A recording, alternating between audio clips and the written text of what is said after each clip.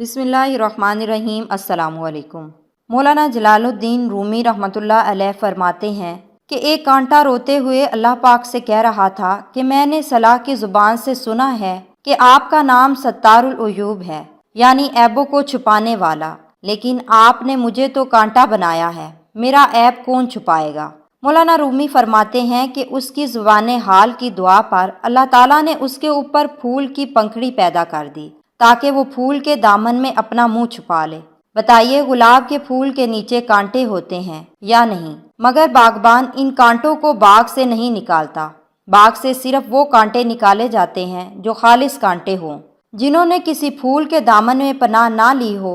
इस तरह जो लोग अल्लाह वालों से नहीं जुड़ते उनके लिए तो खतरा है, लेकिन जो गुनहगार अल्लाह वालों के दामन से जुड़ जाते हैं उनकी बरकत से एक दिन वो भी अल्लाह वाले बन जाएंगे। दुनिया के कांटे तो फूलों के दामन में कांटे ही रहते हैं, लेकिन अल्लाह वाले ऐसे फूल हैं कि उनकी सोहबत में रहने वाले कांटे भी फूल बन जाते हैं।